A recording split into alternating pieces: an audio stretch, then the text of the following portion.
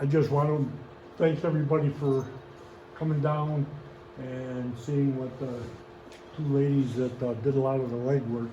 My only involvement in it was when they came to me and said, this is what we'd like to try to do, and getting the village board behind it, that go ahead and work on it, and we'll do what we can do. And we ended up putting the plaques up, because that was this whole project, was those 4 historical plaques that are out there. And so I'd like to thank everybody for showing up, especially on such a nasty day. We've got people here from historical societies, the president-elect 52, ladies from Victory Historical Society, Montezuma, and from the Erie House, Craig Williams. So, and I'm sure I missed somebody and their interest, but at this point, I didn't do the legwork. Those two did. Dawn Rowe and Linda Townsend. And they just got permission, like I said, from the village board, go for it. And we went from there, and they did the legwork. And I'm going to have those two come up and talk about what they did. And they got a presentation that they're going to show. So, and then there's little snacks over there, cookies, punch, you know, feel free, okay? There we go. Okay, there you go.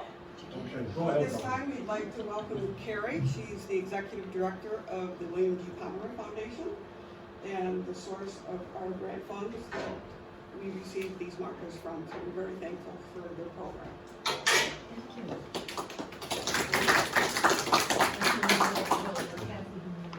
And I'm okay. If hopefully everybody can hear me. So actually, do you want me to speak with them? You can if you want. Either way. Well, thank you so much for inviting us to be here today. This is really exciting for the folks at the Pomeroy Foundation.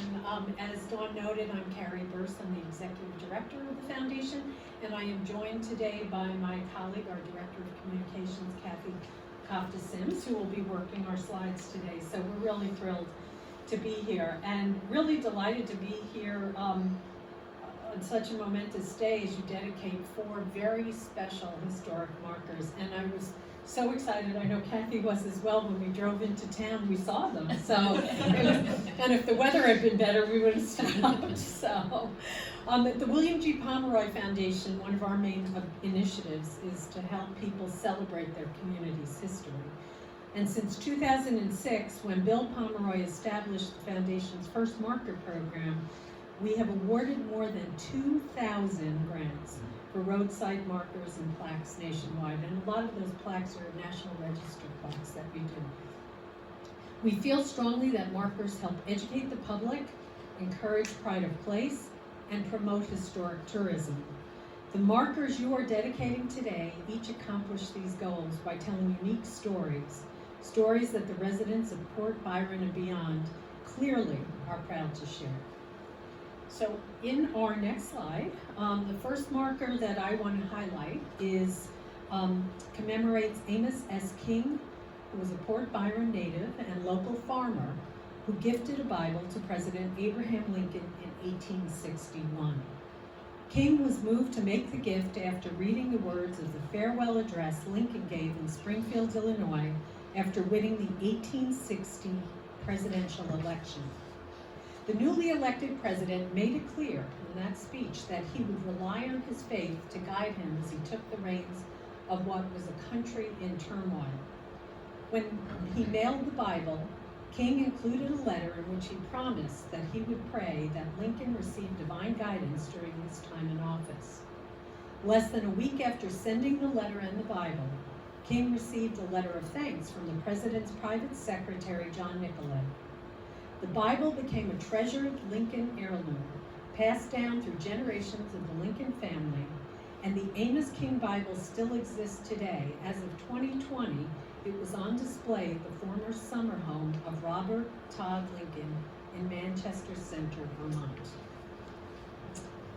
The second marker that we're talking about today commemorates a very tragic event in our nation's history, and again involves our 16th president. On April 21, 1865, 6 days after his assassination, Abraham Lincoln's casket began the long trek from Washington, D.C. to its final resting place in Springfield.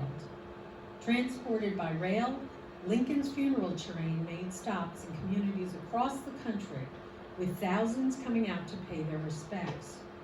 When Lincoln's funeral train arrived in Port Byron on April 27th, the train station was covered in mourning flags and lanterns to honor our slain commander-in-chief. After a brief stop, the train continued onward toward its destination, with Lincoln laid to rest on May 4th, 1865.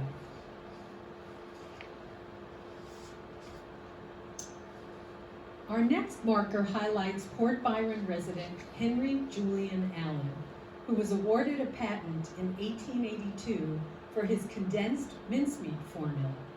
In the specifications forming part of his patent, Allen explained that the object of this invention is to furnish a compound for mince pies so prepared that it will keep in any climate for any length of time without fermenting, molding, or decaying, and which will not be liable to the attacks of insects or worms, and may be conveniently stored, shipped, and handled. I've never been a big fan of mincemeat.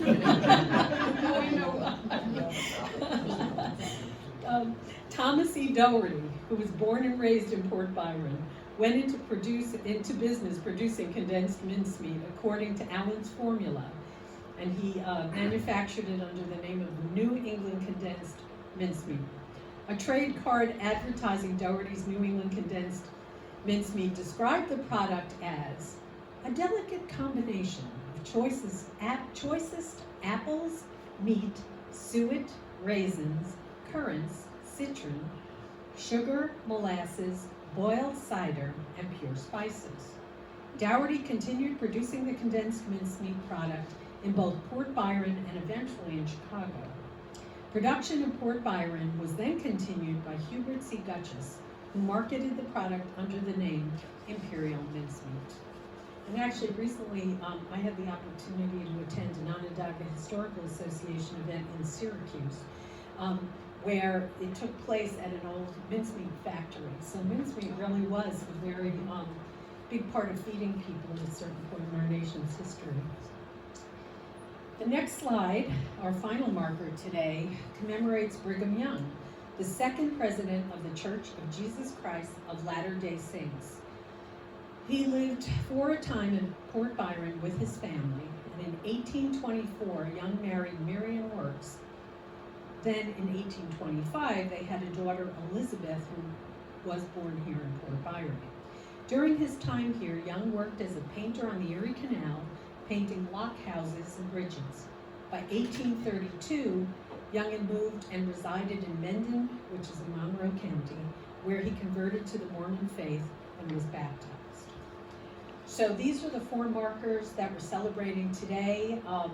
They were installed, so we don't have them on site with us, but we're so thrilled that they're out in the community telling some really great stories. If you have any questions about the 4 markers, I'd be glad to answer them after today's program. I know Dawn and others who worked on the project would as well as Kathy. So please feel free to see any of us if you have questions. We also thought we would just take a couple of minutes to talk to all of you about how, about all the work that went into getting these 4 markers approved and funded.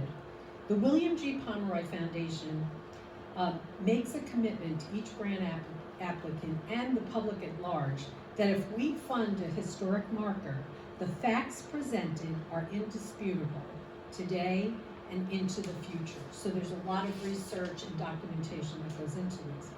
One of the ways that we keep this promise is by requiring primary source documentation that supports the text on the marker. Our website not only provides details on what primary source documentation is and is not, but it also provides a guide on how to apply for one of our historical markers as well. And you'll see a couple of slides that are taken directly from our website, and I would invite you to visit it if you're interested in perhaps applying for a marker. The first step is to write a letter of intent, and these are the guidelines that we have, and I'll just hit a couple of the highlights. You generate your letter of intent listing the primary sources needed, which will be needed to ensure the accuracy of the historic people, place, thing, or event that you're applying for. You have to be sure to include your proposed inscription for the marker in your letter of intent. Once the letter of intent has been approved by the foundation, you'll be asked to gather the physical examples of your primary sources to include with the final application. And then both your letter of intent and application are submitted to us online. Once your letter of intent is approved, you can start filling out your application. And these are some guidance on that. And once again, these are all on the website. The application must include proposed installation location in specific detail, and we do require GPS coordinates so that we can take a look and perhaps give you some thoughts about the location that you select. You also have to include a brief description and historical significance of what is being commemorated. We look for that proposed inscription for your marker. A letter as well from the landowner granting permission for the marker to be installed. That's very, very important. We know sometimes organizations will be looking to put something on private property or municipal property, and it's very important that we get documentation that it's okay to put the marker there. And then finally, we need primary source documents verifying your proposed inscription. So I would encourage you that if you are interested in learning more, please visit our website. This is an example of the landing page that you'll find when you get there. And on the website, you'll be able to learn more about our organization, as well as get information on how you can apply for one of our many marker programs. And we have New York State historic markers, we have Patriot burial markers, you'll see a whole host of things. We even have a marker program called Legends and Lore, which is really fascinating. So please feel free to go and read up on those. And then also a fairly new marker program called Hungry for History, which commemorates food dishes that are unique to different places across our nation. And Syracuse has got the first Hungry for History marker for, anybody want to guess? Salt potatoes. Thank you very much. There's a lot of debate around chicken wings, so there's no marker for it yet, but we definitely do have the salt potato marker. So if you have any questions about the marker application process at any time, please feel free to contact either me or Kathy, or just reach out to our office in general, either via phone or email. So in closing, and there is our, there's the URL to get to our website, or you can just search William G. Pomeroy Foundation. But once again, Kathy and I would like to thank you all for inviting us to be part of your ceremony today, with some special thanks to Dawn for all your work on today's event and everything connected with the installation of these markers. So thank you, Dawn, we appreciate it. On behalf of the staff of the William G. Pomeroy Foundation, once again, congratulations to everybody who was involved in acquiring these markers. And we wish you all a very happy, healthy, and historic holiday season. Thank you.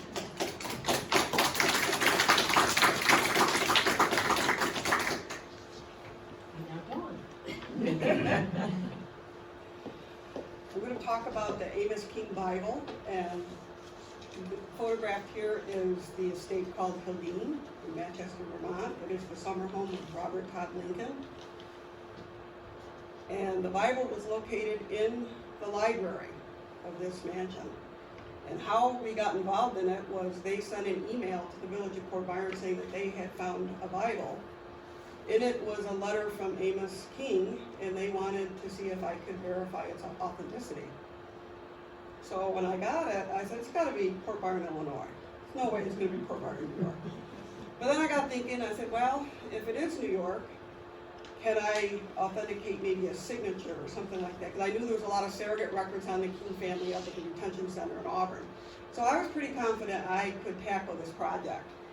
But after talking to Hildene, this was the letter that was inside the cover of the Bible. And this was the detail that you had previously spoken about, that I believe that he was aware of Lincoln's departure speech, probably through a newspaper article, and that prompted him to gift the Bible to Lincoln. And I think that this artifact was very meaningful to the Lincoln family because it came from a very humble person, from a small community, who also recognized the value of divine faith. So once I got the papers from Hildene, Amos King was smart enough to sign it, Amos S. King, Cayuga County, New York. So from that point forward, I knew I was not looking at Port Byron, Illinois. So I decided to run a newspaper article in the Auburn Citizen. And after that article appeared, Martha Palin from Central Square read the article. She knew that her family had the thank you letter from the White House. So she contacted her relative, Philip Russell, who is also a King descendant. And I received an email saying, hey, we've got the actual thank you letter from Washington. So right there was proof positive that Abraham Lincoln did receive this Bible from Port Byron. And there's the thank you letter that the King family received. And it was very graciously written by his secretary. And Hildene invited me to come to Vermont to see the Bible, and that reunion in Vermont resulted in the invitation to bring the Bible to Port Byron School. This picture here is one of a few that I have of that particular event. And I think it was grades 5 through 12, and the little kids were all brought in procession, single line to pass the Bible. The Bible is next to me. I'm standing next to the principal. To my right was Paul from Hildene. Two little boys come up to the Bible. One elbows the other and says, hey, they say this belonged to Abraham Lincoln. The little boy next to him says, yeah, I know. He goes, must be worth a lot of money.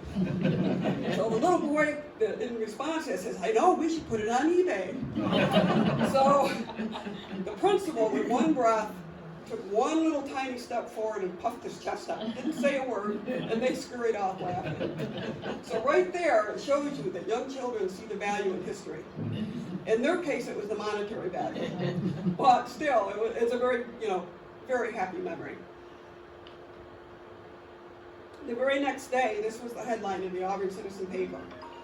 The Auburn Citizen was so supportive of our projects, but out of all the articles that they wrote, this one is my favorite. The headline that says Amos and Abe. That, to me, I was like, wow.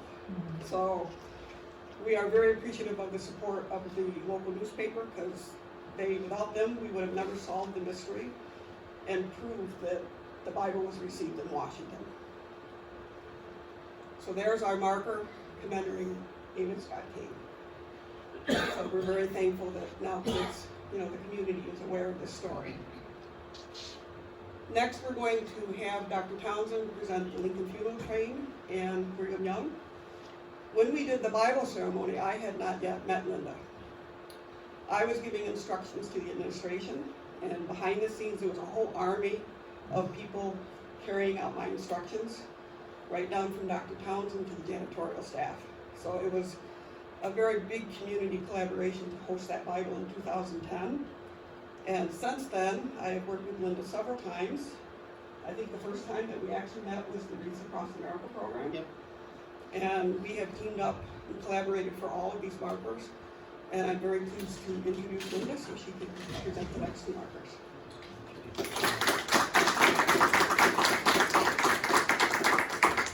One thing too, because of Dawn's tenacity, the Port Byron Central School District, via me as teacher, have been granted exclusive rights to use the information on the Hildene Bible specifically in our instruction if we wish. So, and we have the letter that they presented us to verify that, because usually you have to get permission from any organization when you use their documents and such. And it's quite an honor that, because of Dawn's work, that the Port Byron School District is gifted with that opportunity to, share information with their students. Good afternoon. I'm going to do a little reading here. Okay. I want to personally thank everyone for coming out today. Special thanks to the Pomeroy Foundation, my historical detective partner, Don Rowe, our Port Byron Village historian, Mayor Ron Wilson, and the village board members. Regarding the Lincoln funeral train marker, the quest for the marker has an interesting background history. Several years ago, I was fortunate enough to be selected as first and only, actually, New York State teacher to have an Abraham Lincoln Presidential Museum Fellowship. The fellowship allowed me access to Lincoln's resources and materials in the collection at the Presidential Museum. Returning back to Port Byron High School, I was delighted to share my love of Lincoln with my kids. In teaching about the assassination one day, one of my students was surprised to learn that the funeral train had come through Port Byron. And he said to me, well, how come nobody knows about this? There isn't a sign anywhere. Nobody puts up any markers. There's no TV programs. And I thought, you know what? That's my quest. I contacted Dawn, and through a phone call, and our journey started. The background of obtaining a Pomeroy grant, as was explained, is a journey in and of itself and involves a lot of work. For the Lincoln marker, we did a nationwide search for research materials, documents. I was fortunate enough to locate a copy of the elusive publication written by John Carroll Power from the 1880s that has a complete map of the funeral cortege, because that was one of the requirements that we needed for primary source documents. I was successful in convincing an interior decorator in Illinois if she would please sell me the book, I'd pay her the cash, and I wrote some lyrics for her studio opening. So, and it was a bargain. I got the item overnight the next day. The quest continues. We're researching the internet, Library of Congress, National Archives, national local newspapers, contacting Lincoln authors. I called Doris Kearns Goodwin, several other authors, historians. It was an endless quest to obtain our primary source documents. Don worked on obtaining information on the train depot and other materials that would supplement our application. I was also fortunate enough that I studied under Dr. Guzlo, who is the premier Lincoln scholar. If you see any of the History Channel programs or anything of that sort, he's the person always quoted. He wrote the book Gettysburg and a number of articles on Lincoln, a number of books on Lincoln. I'm going to quote the letter that he sent to me. The Lincoln funeral train retraced much of the route taken by President Lincoln as he journeyed to his inauguration in 1861. As seen as a whole, the funeral train was the largest public outpouring of mourning in the nation's history. In Port Byron, according to the New York Tribune for April 28th, the depot agent had draped the depot with mourning. 2 large American flags were flying at half-mast. Numerous chintz lanterns light up the depot. According to John Powers, Abraham Lincoln, his life public services Death and Great Funeral Cortege, 1889, the station is draped in mourning. Bonfires and torches reveal groups of men and women with bare heads standing for hours in the middle of the night to catch a passing view of the great funeral. On the track of the funeral train, crowds gathered in awed silence to watch the train pass. It was an unprecedented moment of national grief. Truly, Dr. Guzlo's words capture the mourning that was occurring in our nation in 1865.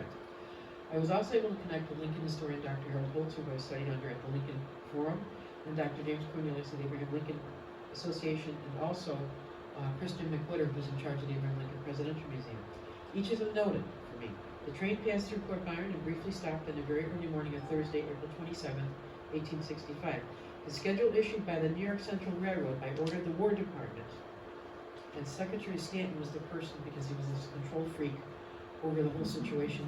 Everything had to go by minute, and basically they were pretty good at keeping on the time schedule. States the pilot train, which was to reach Port Byron at 12:30 a.m., followed 10 minutes later at 12:40 by the funeral train itself. The pilot train preceded the funeral train by 10 minutes everywhere to alert onlookers of the main train's approach. According to page 110 of Scott Troistel's The Lincoln Funeral Train, this is by far the most detailed account of the railroad operations as a funeral train for Port Byron. A brief stop was made in Port Byron where a large assemblage of people stood about the railroad with torches and bonfires. As soon as the train stopped, they flocked around it trying for a glimpse of the coffin. Port Byron, the letters are all in caps. If you see the actual schedule, the caps meant a 5 or 10 minute water, food, and wood stop. Chauncey Depew was the ranking New York politician that was boarding a train representing the governor at the time. And he said that the hostile host of 4 years previous were now standing on the roadway with bared heads, weeping. As we sped over the rails at night, the scene was the most pathetic ever witnessed. At every crossroads, the glare of innumerable torches illuminated the whole population from age to infancy, kneeling on the ground and their clergymen leading in prayers and hymns. So, as we may imagine, almost a whole year of research we needed to establish the marker coordinates. Mayor Wilson stepped in, was able to complete that task on behalf of the village. I remember speaking to Ron one morning, and he climbed over a 6-foot-high snowbank to get the actual coordinates that we needed. So, we submitted 15 crucial documents to support our application. Fantastic result was that the Village of Port Byron was successful in our quest. And my student who asked the question can boast that Port Byron and all visitors know the Lincoln funeral train passed through our village. as our citizens are able to pay homage to the late president, courtesy of the Pomeroy Foundation and the goodness of the grant.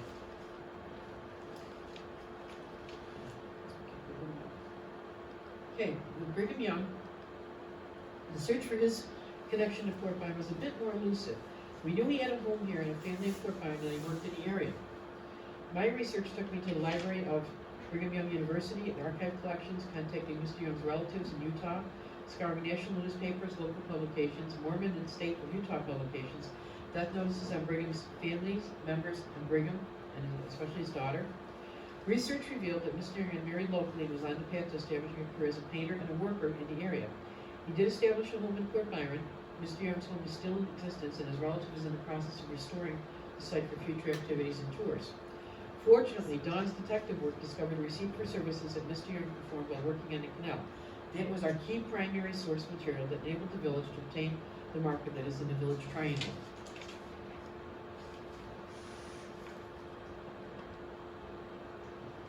Thank you.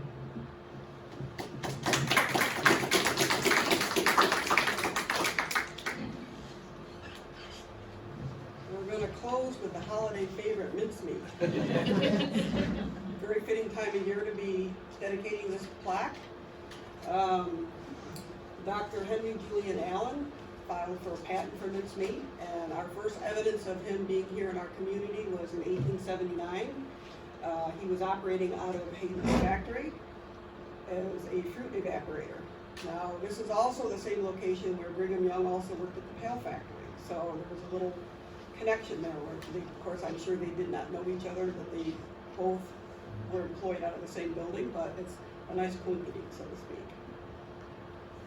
The following year, he's operating out of a brick building, which would be the Kendrick building on Main Street, across from Pine Street.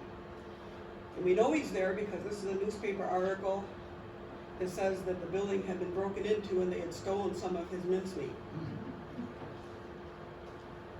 Now, the history of Thomas Notary here is from Who's Who in Chicago. This would not be considered a source record, but I like it because it gives the dates of when he established Port Byron as well as when he established the Chicago plant. And it correlates to Dr. Allen being in the same building, the brick building. Now, in case you're wondering, it says that the thieves took a 1.5 gross of boxes. Well, what does that mean? That is an English term, and it's equivalent, 1 gross is equivalent to 12 dozen. So he had approximately 18 dozen boxes of his mincemeat that was stolen. In 1882, Dr. Allen applies for the patent. This patent became widely enforced, lots of litigation, lots of lawsuits. At this time, if you had a patent, that was really a cool thing because you could control the market, you could control the money, and it was something very desired by a lot of inventors and manufacturers. He teamed up with Thomas Notary, and there's his picture from the Men of Illinois in 1902. And to the left is one of his ads. It's one of his more plain ads that he had. But that little box was in most of his ads, and it was used very creatively. This is one of his ads. Most of his ads were very colorful, very well thought out. He was a master at advertising. While he had a lot of headaches with his patent enforcement, what I don't think he realized is the legacy he left for himself in terms of his advertising and marketing. Here's Uncle Sam sitting on a bunch of high stack of mincemeat boxes, and everyone's grappling to get to the top. And it says because they all want it. So he was very confident in his advertising. Often his ads would include children. And if you research advertisers of the 19th century, he's listed. He is in one of the top advertisers for naming a product after a location because his product was called New England.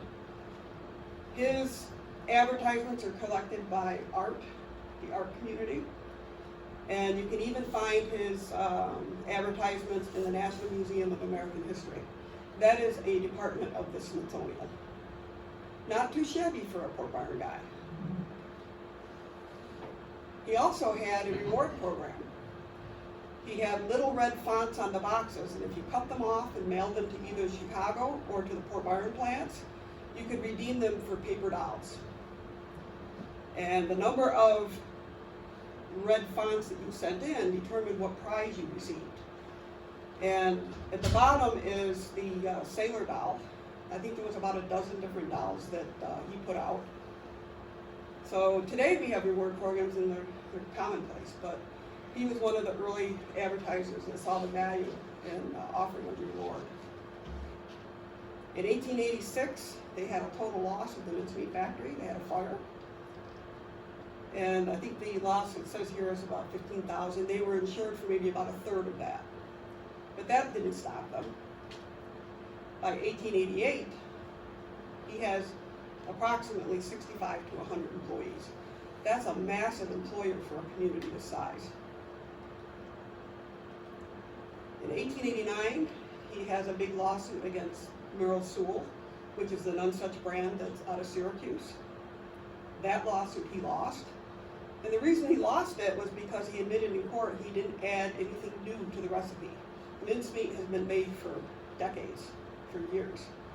And he didn't add anything new. What he did was he changed the process to make it semi-wet so that you could ship it. But he couldn't say that it was a completely dry compound because he had to wrap it in wax in order to prevent the moisture from damaging the shipping box. So they felt it was too narrow of a requirement to be able to patent it, because you'd be clogging the court system with how much water is in your mincemeat. So it does make sense. In 1890, he buys a company out of Weedsport. Weedsport also had a mincemeat factory, and they produced the Purity brand. And he purchased them because he threatened them with a patent lawsuit. So instead of fighting the lawsuit, they said, well, you can buy our business. So he did.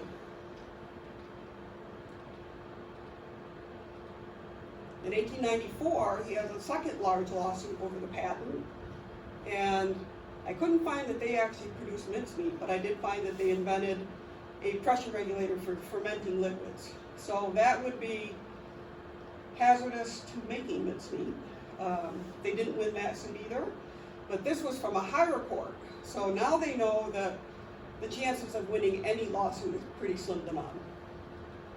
So in 1896, Doherty sells both the Chicago plant and Port Byron to Merrill Sewell from Syracuse for $4,000.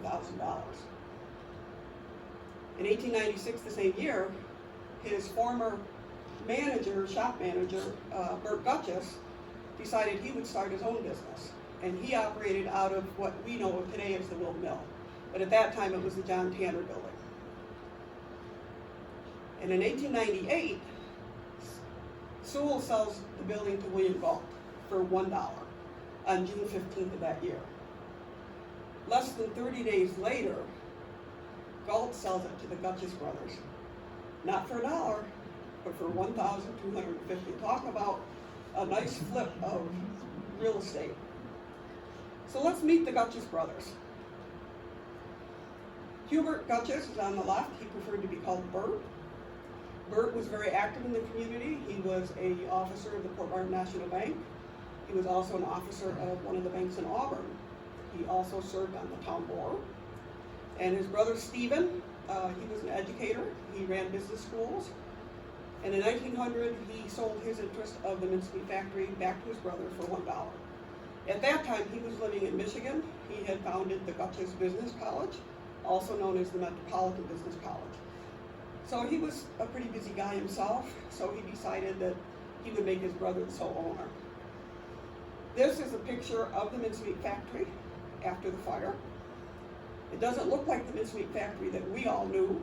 You'll notice that there's no sidewalk, it's wood planks. You'll notice that there's pillars in the cement on the lower level that looks like columns. The upper second floor has square windows. And then you have the Model T in the corner, which helps you date the picture.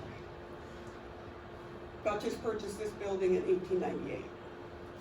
The reason it looks different is because in the 1930s, they resurfaced the front of this building and remodeled it. Bert Gutchess also had nice advertisements. but they were fewer, hard to find. And he decided to not only produce mincemeat, but he got into powdered jellies and jams. That allowed him to sell different flavors for pie making. In 1914, he decides to incorporate the business. And in this ad is the board of directors. You have Bert Gutchess, Ross Langworthy, and Fanny Fenn. Every time I see this, I get a little flustered because I'm like, go Fanny. Think about it, 1914, women did not even have the right to vote yet. And Port Byron has a woman on the board of directors. I mean, that shows just how progressive this community has been. And I always get excited when I see that. In 1932, Ross Langworthy, he had moved up to vice president and general manager. And in 1936, Bert Gutchess finally passes away. But that didn't stop the mincemeat company, they kept going. A few years later, in 1939, Ross Langworthy passes away. In the 1940s, his son, Ross Jr., is moving up the ranks within the company, and by the mid-50s, he's now president. How long the company was open, it's very hard to pinpoint an exact date of when they closed. But in 1959, we see an ad in the paper that Jim Fitzgerald was just hired to be the new sales manager. At this point, they were no longer open year-round. They were struggling, so they would often be open seasonally during the holidays. And by 1963, the building was sold on back taxes, so they just couldn't keep it open. In 1971, we have record of the last owner, which was Donald Ireland, and the building was about to be razed because of a collapsed roof. This is the mincemeat factory that we remember. Notice that the second-story windows are now round. All of the pillars on the bottom level are removed, so it's all flat. And that was the remodel done about 1938. So a lot of our mincemeat success we owe to Henry Julian Allen. Now you'll notice a lot of references to him being a doctor. He was a medical doctor. In 1870, he is in the census as a doctor out of Illinois. In 1880, he's living here as a fruit evaporator. In 1885, he was long gone. He had moved to Colorado. So he wasn't around for all of the defending of the patent. And in 1889, he decides to file for his medical license and went back into practicing medicine. And he finally passes away in Colorado in 1923. I'm going to close with the social impact of our markers. I think that how do you prove the impact a historical marker has on your community? Port Byron is unique because we had proof of it. Let's take a look.